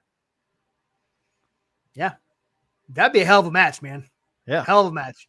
Bring in Scott as the face and put Tobias in there as his. Oh, absolutely. Bring Scott Tyler in as the white meat hot baby face, and then put him against Tobias, and let Tobias run his mouth. Ooh. Man. Yeah. Man. Yeah. Yeah. I'd love to see Tobias Storm in a CSW ring. Absolutely. So Scotty Claus. Yeah, man. So that's so far. Kenny Alfonso, there's a great one. We saw Kenny Alfonso for the first time and deal with the steel in CSW. I would forget about Kenny Alfonso. Yeah, Kenny Alfonso needs a spot on this card, brother. Mm-hmm. Yep, coming off that win. Yep, absolutely. Yep. Absolutely. 1,000%. All right, guys. We have just 3 events left in the 2 short weeks that we have. A little over two weeks left that we have in January of 2023, guys. We're already 1 month in. It's crazy. But yes, on January 21st, this Saturday, if you are in Salina, Kansas, make sure you check out XWE Road to Glory. We talked about that card, broke it down. You're going to see Kuda versus Calvin Aldridge for the XWE Championship, guys. Johnny Faith versus Leo D for the United Liberty Championship. You're going to see Ray Leon and Dick Richie Richards versus Stormy Renee and Paradox. If you do happen to go to that event, you can take a well-deserved bathroom break right after that when Valencia E-Paz comes in, because they're not worth watching. But definitely check out that event as a whole. And then on January 27th, St. Louis Anarchy presents Gateway to Anarchy. The new Gateway Heritage Championship is going to be unveiled. Very excited about that. Plus, Christian Rose is going to be defending the Destination Championship, which is formerly known as the Journey Pro Championship. It has been rebranded, but Christian Rose is taking it to other ventures with him. He didn't wrestle that match in the dark, guys, with no lights to win that championship, just to hand it back over. That's not how Christian Rose is playing it. We're gonna get to see it. So make sure you check out St. Louis Anarchy. They are on Fight TV now, guys. Or is it IW? It's IWTV. IWTV. Yep. IWTV. My bad, guys. $9.99 a month for IWTV. You're gonna get all kinds of independent professional wrestling. So let's put this in perspective. $15 a month for Fight TV and IWTV. You're going to get so much independent wrestling. You won't even need to watch Monday nights, Wednesday nights, or Friday nights anymore. It's worth it. The $15. I mean, like, I would cancel my cable subscription. So, we just did. So I may be subscribing. Yeah. Or maybe your co-host gives you some credentials. So my man, check that out. Anyways, and then on January 28th, guys, Cape Championship Wrestling presents One Night Riot. You're gonna get to see Marco Stunt, who was with Jurassic Express in AEW. Little guy. Will challenge for the CCW title against Joey O'Reilly. No relation. Now, you just called Marco Stunt a little guy. he's going to see that. And when he's a guest on the I-70 hot tag, he's going to hold it against us, just like Tobias did. Yeah. Damn you, Chase. Yep. Yeah, guys. So should be a hell of a show there down in Cape. They're going to have a a Royal Rumble type match in Cape down there. It's going to be the same night as a Royal Rumble. But next Thursday night, guys, our guest on the I-70 hot tag is going to be Evan Jalistico. He is a staple in St. Louis Anarchy and St. Louis Wrestling. You may know him as Buddy Shepherd in NWL. He goes as Buddy Shepherd still over in Grandel Wrestling as well. And fun fact, Chase's son has Evan Jalistico's gold hat, and he wears it to every wrestling event that he's gone to since, and it is fantastic. We went to Journey Pro, and it was a cool treat to see Evan and Matt Jackson kind of acknowledge your son and say, I didn't give you that damn hat. Why do you have that hat? It was cool to see that. So, yeah. And Evan's a great guy. I think he's a fantastic talent over there in St. Louis. So absolutely. We're going to talk to him about a bunch of stuff. We're going to talk to him about his time as Buddy Shepherd. We're going to talk to him about, how him and Matt Jackson came up with the commission. And why they decided to do that and run with it. And it was super entertaining. We're also going to talk to Evan Jalistico about his feud going on with Sean in St. Louis Anarchy. So definitely tune in next week.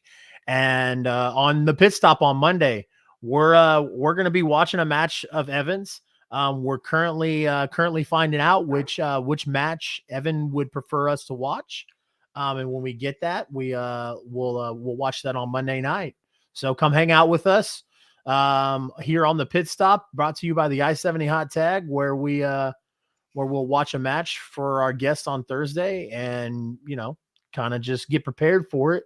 And then it also gives you guys an opportunity to get some questions ready for our guests. Because one of the great things about these interviews, guys, is we take questions from you in the chat for the guests. So always lots of fun, and we appreciate you guys tuning in every week.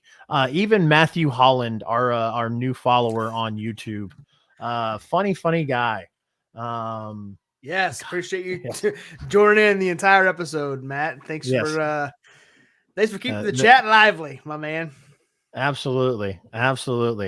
Josh, do you have anything else for us before we get out of here? No, sir. This is episode 38, and a lot of good stuff coming up, man. Evan Jalistico next week, Monday pit stop, Chiefs Jags Saturday. Man, very busy the next 7 days. Absolutely. An opportunity arose for I haven't got to go to a Chiefs game all year, and because Joshy Glasses. I was just say. He called Scott last night Scotty Claus, and I changed Scott's name to Scotty Claus, and Scott didn't notice it throughout the whole show. If he'd have came up with that nickname for you earlier, I'd have changed your name. I'd have changed your name. Anyways, great. I'm gonna be called Joshy Glasses all next week. Yep. So guys, an opportunity arose for us to go to the game on Saturday, and I couldn't think of a better opportunity. Josh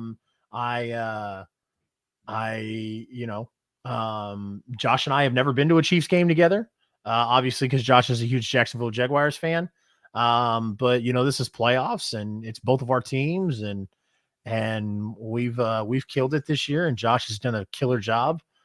You've seen all the graphics, all the videos that go through the I-70 hot tag. Those are all done by Josh, and they're not done on Photoshop or Premiere or After Effects. Josh does all of our videos on Canva, which I found out that prior to doing them on Canva, that he was doing them on Microsoft PowerPoint. So greatly appreciate everything that Josh does. So we're going to go have fun on Saturday, and then we will see you guys on Monday. So Josh, if you have nothing else, I am going to go ahead and close this out, guys. For my co-host, Josh, the real Josh Elliott, for myself, Chase CR Media, as always,